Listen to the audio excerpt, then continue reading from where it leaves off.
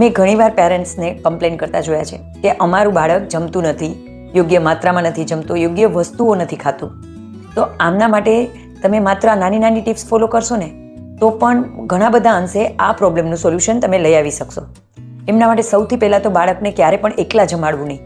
એમની સાથે દરેક ફેમિલી મેમ્બરે બેસવું, અથવા ઓછામાં ઓછા એક ફેમિલી મેમ્બરે તો સાથે જ જમવા બેસવું.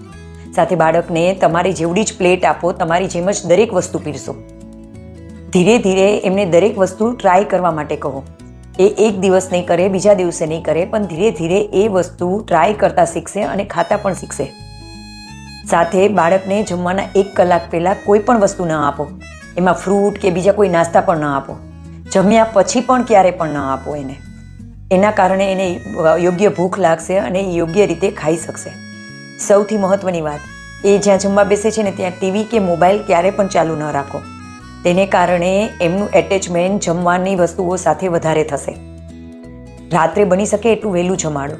રાત્રે સુવા ટાઈમે જો એને ફરી ભૂખ લાગે છે ને તો બીજું કોઈ પણ નાસ્તો આપવાની જગ્યાએ એમને ગરમ દૂધ આપો.